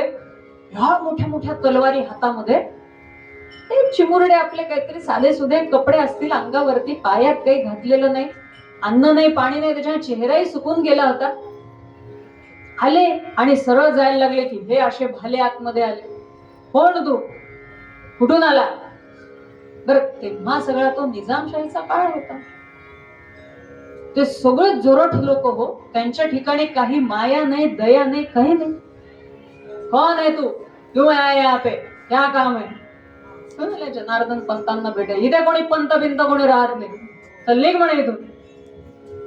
निघाले वापस. थोडेसे फिरले, वापस फिरले म्हणजे वापस गेले नाहीत बरं का, नाही तर आपण नाही म्हणले घरी.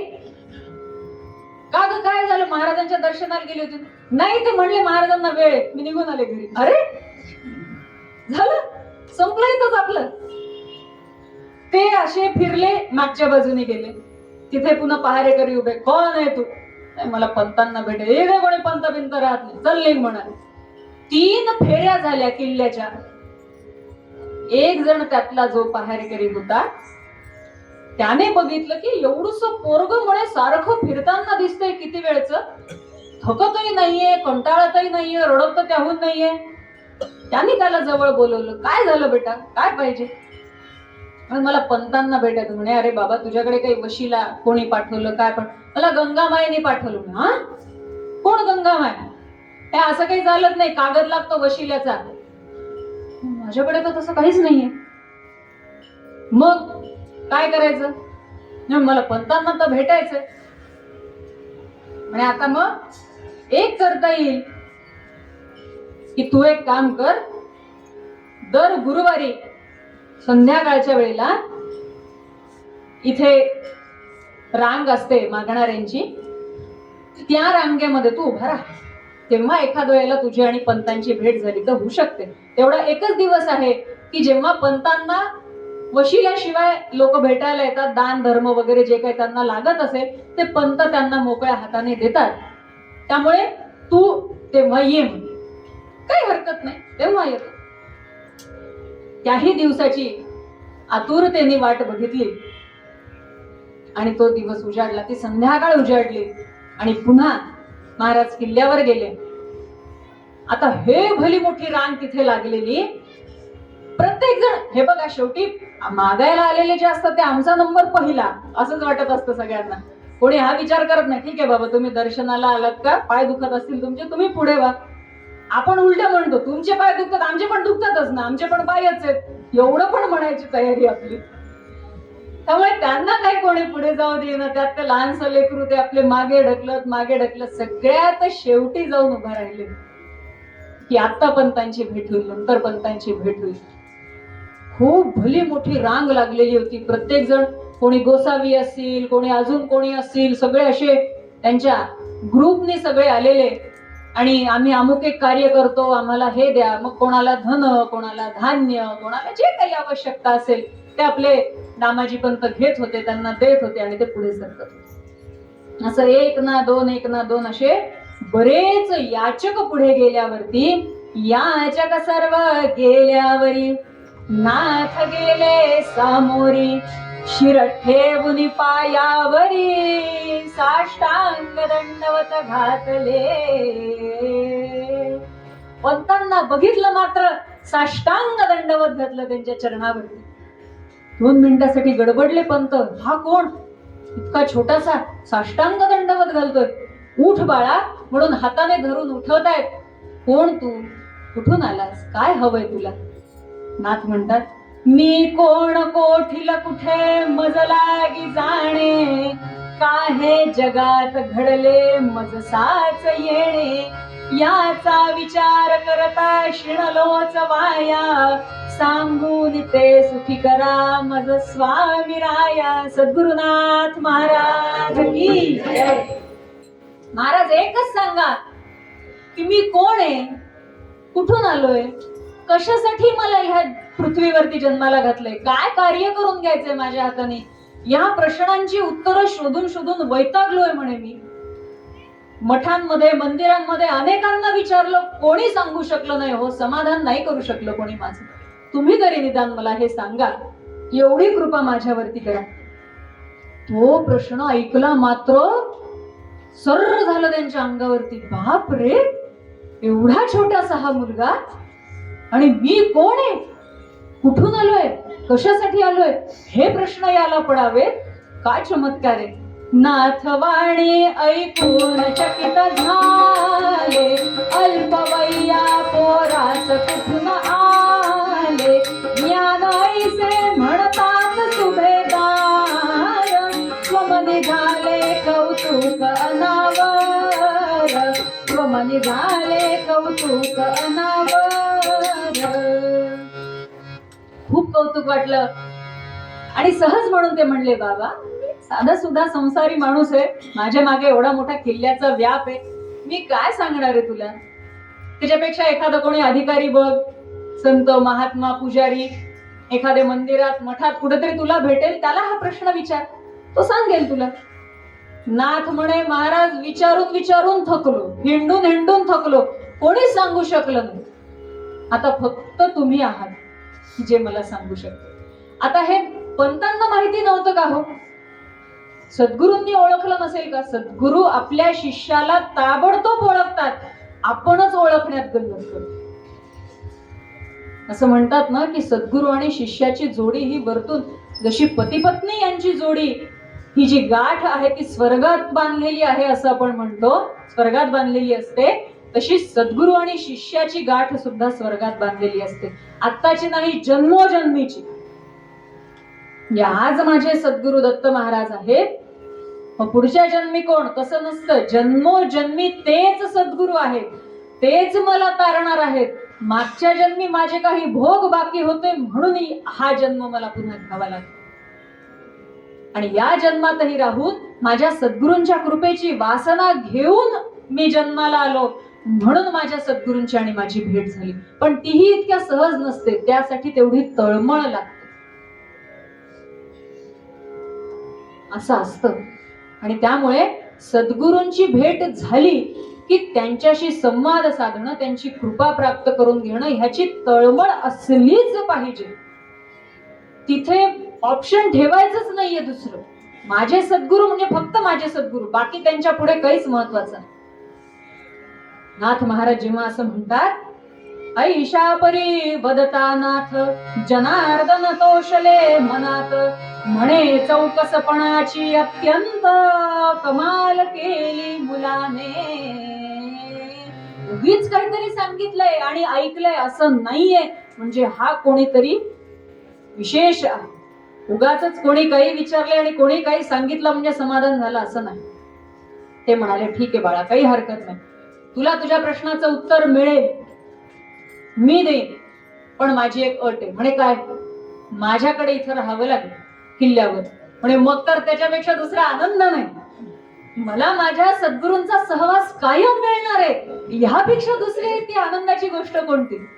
चालेल, काही हरकत नाही, पण मी तसाच राहणार नाही. बघा हा, लहान मुलाच्या ठिकाणी किती तो स्वाभिमान आहे. मी तसा उगाच राहणार नाहीये, लहान मुलं आहे ठेवून घेतलं तसं नाही, मला काहीतरी काम द्या, मला तुमची सेवा करायची. आता पंतांनी विचार केला, एवढा छोटा मुलगा, याला काय काम द्यावं बरं? ठीक आहे म्हणे, काही हरकत नाही, भाजीपाल्याचा रोज मेळ ठेवी, त्यात पैची ही चूक कधी न व्हावी, अमावस्येच्या दिवशी हिशेबाचा उतारा तो धावणे आम्हासाचा, उतारा तो धावणे आम्हासाचा. या किल्ल्यावरती जो काही रोजचा भाजीपाला येतो त्याचा हिशोब ठेवायचा. भाजीपाला किती आला, किती आण्यांचा आला, किती रुपयांचा आला, त्यातला किती खर्च झाला, हा सगळा हिशोब ठेवायचा आणि दर अमावस्येच्या दिवशी मला तो हिशोब दाखवायचा. ठीक आहे, मग काही हरकत नाही, आनंदाने तयार झाले. दिवसेंदिवस काही दिवस ही सेवा अगदी त्यांची अचूक. अमावस्येचा दिवस म्हणलं की हे तयारच वया घेऊन, पण तयार हिशोब बघा, एका पैशाची सुद्धा चूक नव्हती, इतका चोख हिशोब असायचा. आपल्या कामामध्ये अगदी चोख. पंत इतके खुश झाले, काही शिष्य असावा तर असा. गुरूंनी सांगितलं हे काम, नाही तर आपण एवढा मी लांबून आलो, तुम्ही काय तर मला भाजीपाल्याचा हिशोब सांगितलं. मला वाटलं तर काहीतरी जरा व्यवस्थित काम द्याल. गुरूंनी जे काम सांगितलं ते मी केलं पाहिजे. आमचे आप्पा नेहमी म्हणायचे, गोरठ्याला उत्सव व्हायचे, अजूनही होतात. दासगणू महाराजांचा पुण्यतिथी उत्सव होतो, जयंती उत्सव होतो, ज्ञानेश्वर महाराजांचा पुण्यतिथी, खूप उत्सव होतात गोरठ्याला. मग त्या उत्सवाला गोरठ्याच्या जवळ जी उमरी गाव आहे, तिथे आम्ही लहानाचे मोठे झालो, त्या उमरी गावातल्या सगळ्या बायका उत्सव असायचा म्हणून सकाळीच लवकर गोरठ्याला जायच्या, संध्याकाळपर्यंत थांबायच्या, किंवा काही जणी मुक्कामी असायच्या, बाहेर गावून येणार. मग बऱ्याचदा आप्पांचं निरीक्षण खूप बारीक असायचं बरं का. ते जरी त्यांच्या खोलीत असायचे ना आश्रमाच्या मागच्या, तरी सतत चक्कर मारून त्यांचं बारीक लक्ष असायचं. एकदा त्यांनी प्रवचनात सांगितलं होतं की इथे जेवढे सेवेला आलेले आहेत, उत्सवासाठी आलेले आहेत, मग ते स्त्री असो पुरुष असो, गप्पा मारताना दिसता कामा नये. म्हणे घरी तेच माझी सून कामच करत नाही, हेच करत नाही, तेच करत नाही. सून म्हणते माझी सासू जागची हालतच नाही, मी तरी एकटी काय काय करू. अरे घरी तेच आणि दारी तेच ना. आप्पा म्हणायचं तुम्ही येता कशाला गोरट्याला, घरीच राहा ना. त्यांनी कटाक्ष घालून दिला होता. गोरठ्याच्या मंदिराच्या उंबरठ्याच्या पाय पडला की विष्णू सहस्त्रनाम सुरू झालं पाहिजे. ते इथून उंबरठ्याच्या बाहेर पाय पडेपर्यंत चालू राहिलं पाहिजे. अनेक जणांचा असा अनुभव आल्यानंतर त्यांनी सांगितलं आप्पांना की आप्पा घरी गेल्यावर पण काम करताना फक्त विष्णू सहस्त्रनामच यायला लागलं हो, बाकी गोष्टींचा विचारच निघून गेला डोक्यातला. हे सद्गुरू आहेत, त्यांना कळतं आपलं हित कशात आहे. नाही तर आपण म्हणलं असतं सारखं विष्णू सहस्त्रनाम, बाई बोलताच येत नाही बाई, जाऊ दे घरीच जाऊ आपलं. नाही, त्यात आपलं हित काय आहे ते सद्गुरूंना माहिती आहे. असो, कार्य दिलेलं चोखपणे पार पाडणं चाललं होतं. एकदा असं झालं, एके दिनी झाले अघटित, चूक झाली हिशेबात, ती हुडकण्या नाथ चित्त, गुंतून गेले रात्रभरी. हिशोबाला बसले, एका आण्याची चूक त्यांच्या लक्षात, एका आण्याचा हिशोब लागत नव्हता. कुठे खर्च झाला ते काही कळत नव्हतं. हिशोब केला, एक आणा कमी भरायला लागले हिशोबामध्ये. काय झालं असेल, काय झालं असेल, काय झालं असेल. रात्रभर बसले. पंतांचं लक्ष होतं बरं का, पोरगं अजून झोपलं नाहीये, काहीतरी गडबड आहे. रात्रभर विचार करत बसले. हे पान उलटतायत, ते पान उलटतायत, पुन्हा आकडेमोड करतायत, पुन्हा सगळं खोडतायत. चालू तगमग तगमग नुसती जीवाची चालू.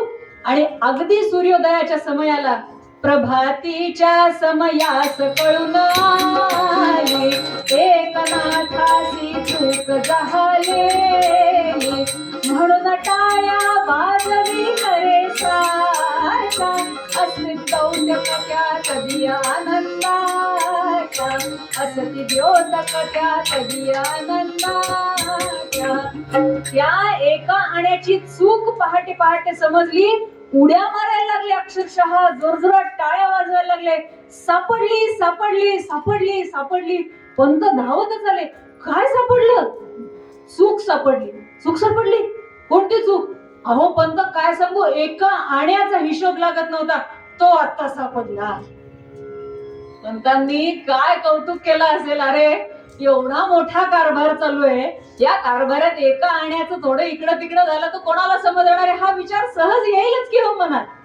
एवढ्या दिवसापासून आपण हिशोब करतोय, एक आणा गेला असेल कुठेतरी इकडे तिकडे, हा विचार करू शकला असतास. पण त्या एका आण्याच्या चुकीचा हिशोब लागत नव्हता, त्याच्यासाठी तू रात्रभर जागलास. इतकं कौतुक वाटलं पंतांना. काय करू रे बाळ तुझं, इतकं एकाग्रतेने एक चित्ताने तू तुझ्या सेवेमध्ये स्वतःला दंबून घेतलेला आहेस.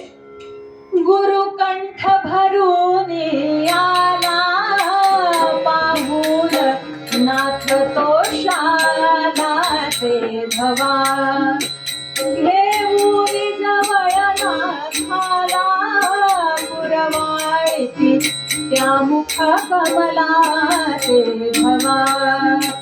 म्हणता ताई करे बाळा, म्हणता ताई करे बाळा, हा व्यर्थ आनंदची सगळा, शोधून काढ घननिळा, मग मात्र सदा तू डुलसी, आनंद कठीण भवतरसी मुला. आनंदाने त्या लेकराला जवळ घेतलं, पुरवळलं, डोक्यावरून हात फिरवला. बाळा, हीच जिद्द लागते भगवंत प्राप्तीसाठी. अरे काय ह्या एका आण्याच्या हिशोबात घेऊन पडलाय. हा जो काही पसारा मांडलेला आहे भगवंताने, तो काय मांडलाय ह्याचा विचार करायला लाग. आणि ते जेव्हा तुला सापडेल तो आनंद अवर्णनीय असेल, तेव्हा बाळा त्या भगवंताच्या प्राप्तीसाठी प्रयत्न कर, त्याच्या कृपेसाठी प्रयत्न कर. नाथ महाराज म्हणतात, महाराज त्यासाठीच तर इथं आलो. मी पैठणी बसून या प्रभू शोधण्याचा, केला प्रयत्न परितो फळला नसाचा.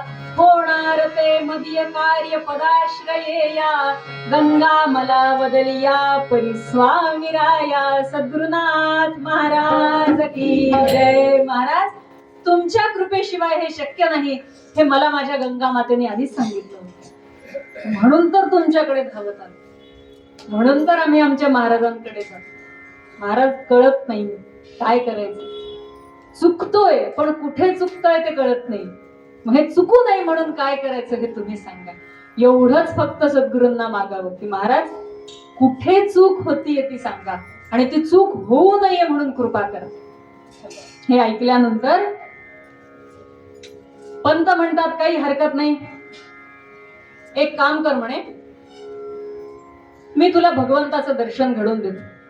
मी तुला दत्तात्रेयांचं दर्शन घडवून देतो.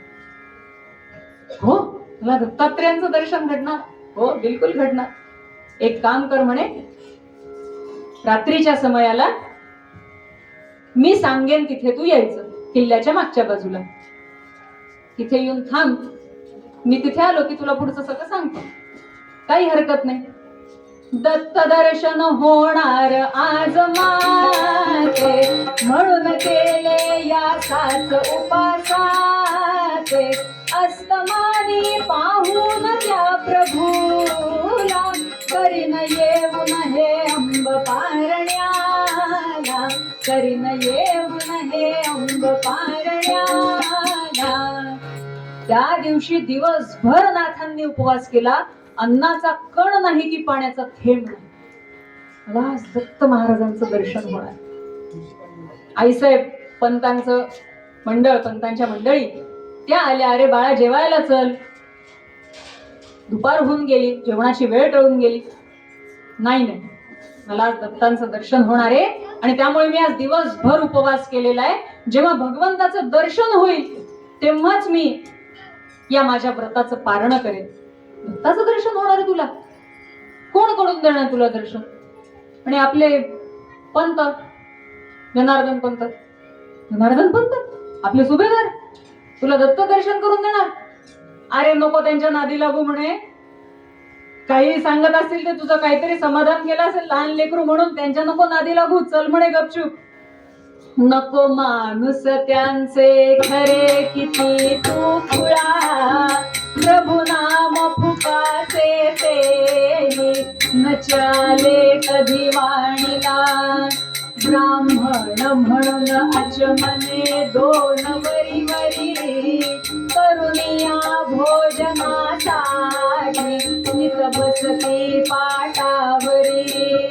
ना भजन पूजन वा पुराण कधी पाहिले, कोणास दंड कोणाला यांनी महबसात ठेविले.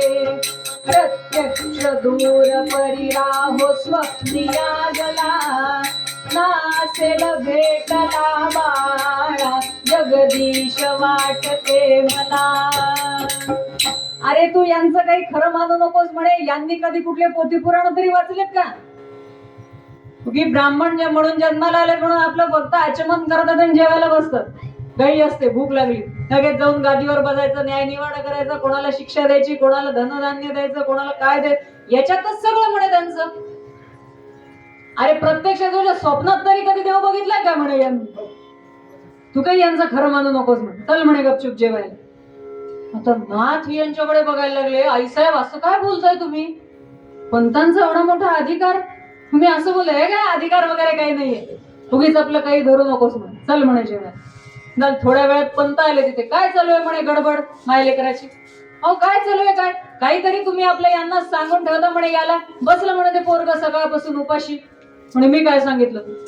तो म्हणतो म्हणे की दत्त दर्शन होणार आहे, तुम्ही घडवून देणार आहे. असं झालं? तो जेवला नाही सकाळपासून असं? आईसाहेब म्हणतात, नाही जेवला नाथ, नाही जेवला, नाही जेवला नाथ, नाही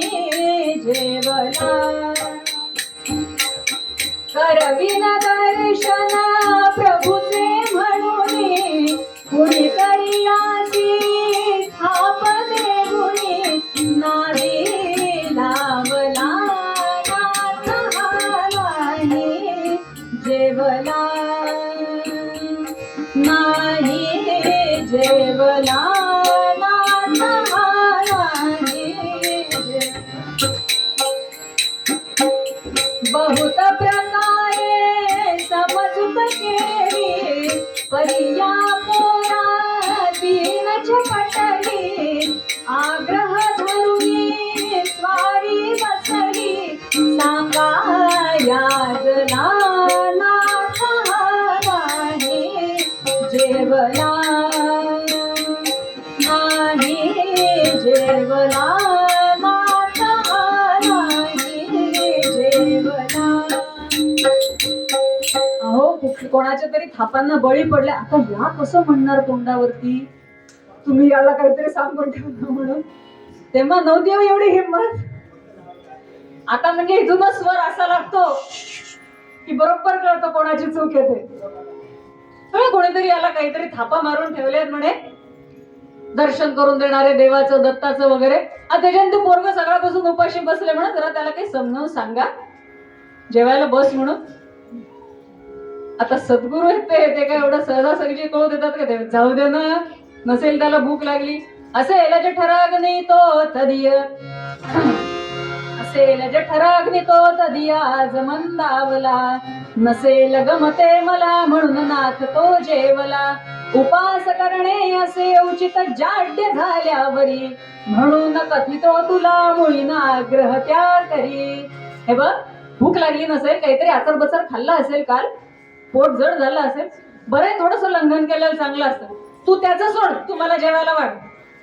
पंत आपले आले संध्या वगैरे आटपून हातपाय धुवून बसले आपले जेवायला. आई साहेबांना आश्चर्य वाटायला हे आपले एवढे निवांत ते पोरग सकाळपासून उपाशी बसले यांना काहीच कसं वाटत नाहीये. त्यांनी आपले हातपाय धुवून भोजनाला बसले. भोजन आटोपलं आणि त्यांनी फक्त एक खूण केली नाथांना. किल्ल्याच्या मागच्या बाजूला भेटायचं ठरलेलं होतं.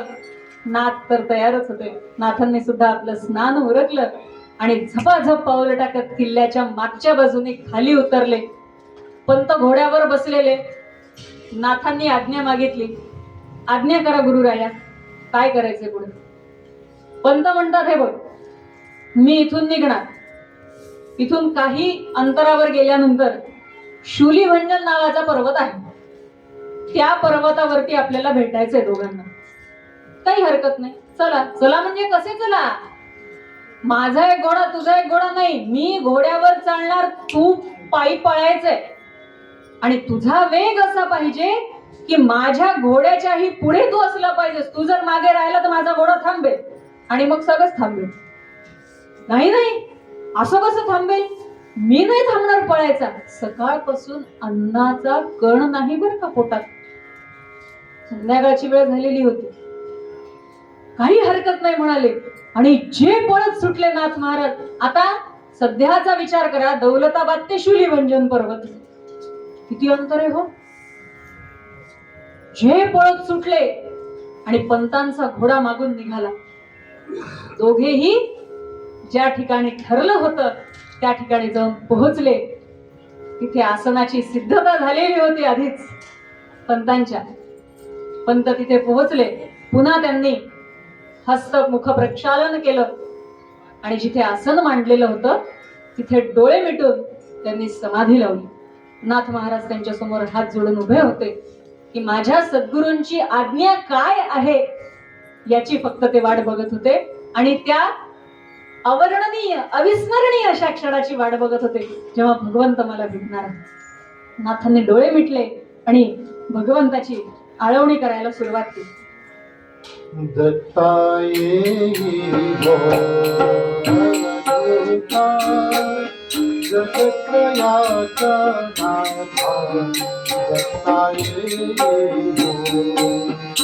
तुझा अविनाशी पर्या तारा धरी दत्ता ताराया गुरुराया प्रेम करणे माया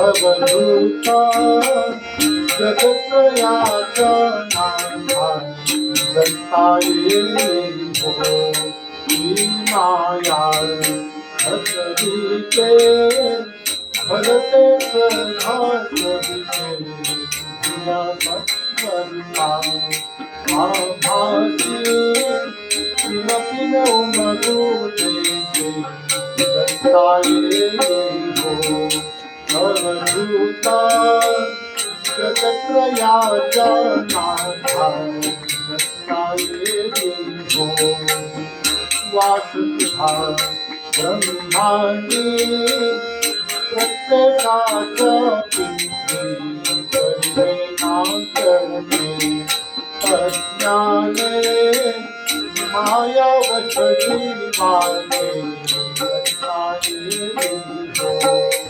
अवधूता जगत्रयाच्या नाथा जगता येईल हो यासाठी उपासना कशी तुझी बांधा एकाच भायाची तगणो या हो सकून देशी जगता येईल हो अमृता जगत्रयाच्या नाथा जगता येईल हो जगता येईल हो जगता येईल हो अवधूत चिंतन श्री गुरुदेव दत्त.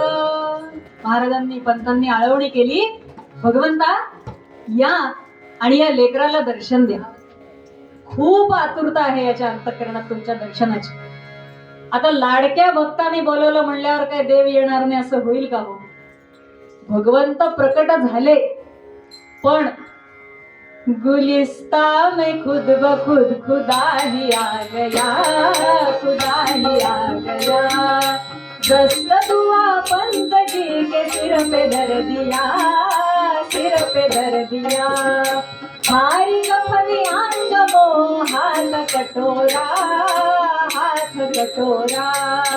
हुस्न बड़ा तेज था गोया के शौंसया, गोया के शौंसया. भगवंत इतक्या सहज दिसत नसतो, इतक्या सहज भेटतही नसतो. भगवंत प्रकट झाले पण फकीराच्या वेशात. हिरवी कफनी, डोक्याला बांधलेली, हातात ते मोरपिसाचं, एका हातात कटोरा हे घेतलं आणि नाथांच्या डोक्यावर ते मारलं. एकदा पंतजींच्या एकदा नाथांच्या. नाथ हसले, रे काय म्हणे हे इथं पंतांनी देवाला बोलवलं, हे कोण आले काय माहिती म्हणे मध्येच. बरं आता पंतांनी त्यांना बघितल्यानंतर साष्टांग दंडवत घातलं हो. देवादिदेव विमलेश जगन्निवासा, हे भक्त मानस सरोवर राजहंसा. त्रैलोक्य ते तव विलास, तू पूर्ण ब्रह्म, तू एक वास करण्या प्रति सौख्य धाम. साष्टांग दंडवत घातलं, भगवंताचं स्तुती केली, भगवंताची स्तोत्र गायलं. नाथ आपले आश्चर्यचकित झाले, पण तो यांना का बरं साष्टांग घालताय? ते तर म्हणाले देवाचं दर्शन घडवणार आहे. बरं पंत खूण करताय, दर्शन घे देवांचं. मला दत्ताचं दर्शन घडवणार होते तुम्ही.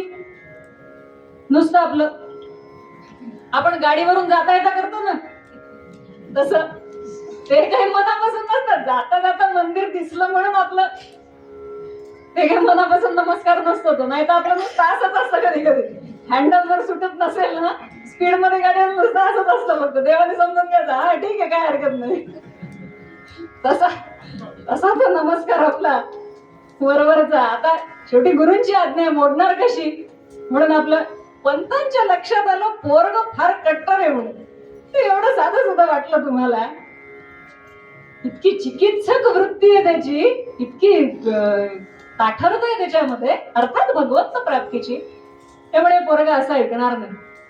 त्यांनी विनंती केली, भगवंता माझा जो एकनाथ आहे ना, तो असा साधा सुद्धा नाही, तो कट्टर आहे, तो चिकित्सक आहे. त्याला तुमचं जे रूप माहिती आहे त्या रूपात जर तुम्ही दर्शन दिलं तर तो तुम्हाला मानेल, नाहीतर तो मानणार नाही. काय रूप आहे भगवंताचं? तीन शिरे सहा हात तया माझा दंडवत चाक जोडी पुढे शान रंगचक्र गदाची पायी खडावा वाजती माथा शोभे जटाभार तुकामुळे दिगंबर तया माझा नमस्कार तया माझा नमस्कार तया माझा नमस्कार. असं जे रूप आहे तुझं ते जर रूप दाखवलंस तर माझा नाथ तुला नमस्कार करेल, तर माझा नाथ तुला मानेल. नुसता शब्द ज्ञानी नाहीये माझा नाथ. नुसतं कोणीतरी सांगितलं हे म्हणजे देव आणि तू याला नमस्कार कर, नाही. मला ते पटलं पाहिजे, माझ्या बुद्धीला ते पटलं पाहिजे, माझ्या अंतःकरणाला ते पटलं पाहिजे, तर मी ते मान्य करेन. पण अर्थात गुरु आज्ञा मोडायची नाही बरं का, हेही तितकंच खरं.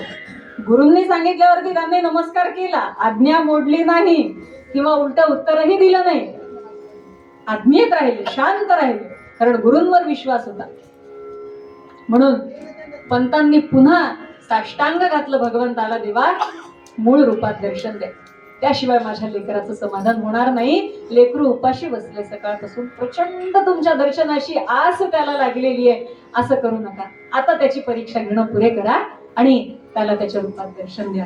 आणि आपल्या लाडक्या भक्ताची विनवणी भगवंत कधी टाळेल का?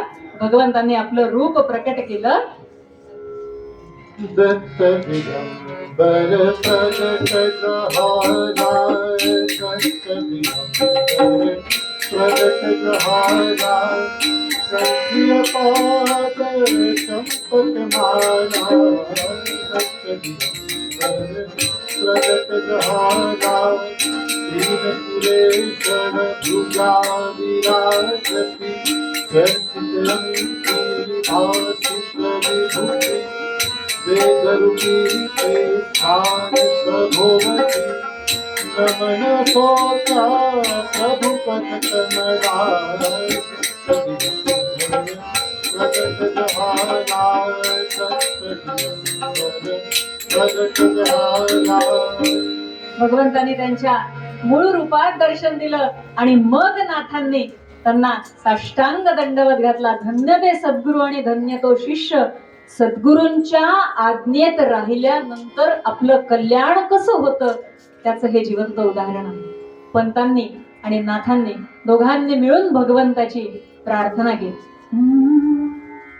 दत्तात्रेया तू करावी दया, दत्तात्रेया तू करावी दया, न पठता वयाले कराया, दत्तात्रेया तू करावी दया, एकनाथाची वरद कर सत्वरी, एकनाथाची वरद कर सत्वरी, देवुनी आचरी दूर माया. दत्तात्रेया तू करावी दया, दत्तात्रेया तू करावी दया. सद्गुरुनाथ महाराज की जय. म्हणून पूर्वरंगात सांगितल्याप्रमाणे दादांनी परब्रह्म मूर्ती सद्गुरु हाची एक जगती, की परब्रह्माचं जिवंत मूळ मूर्ती काय आहे तर ते आपले सद्गुरु आहेत.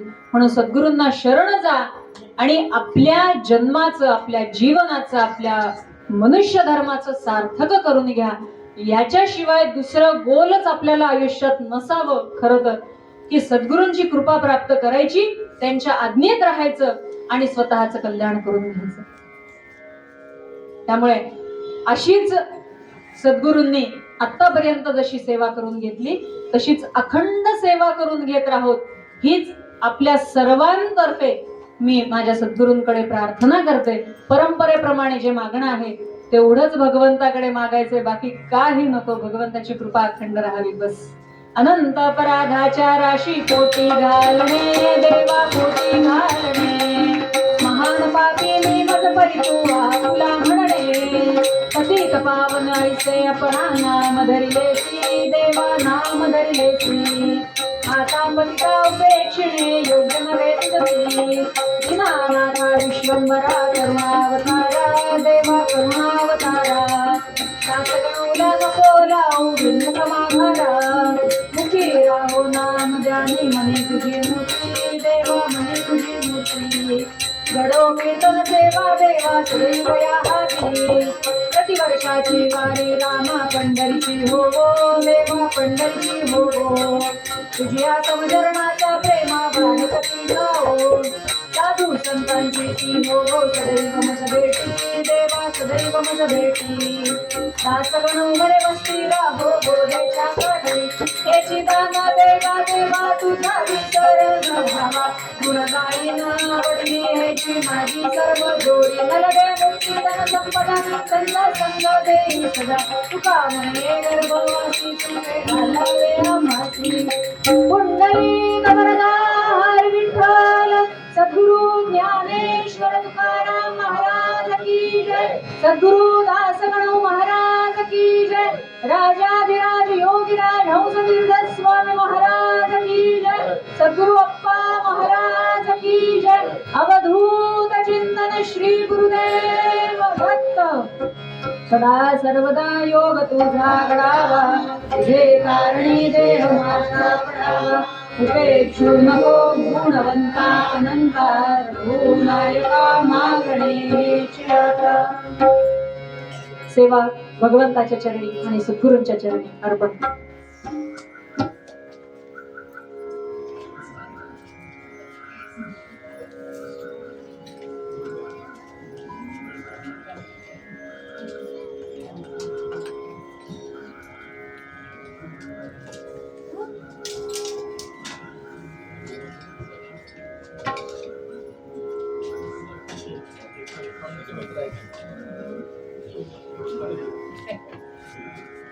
Thank you.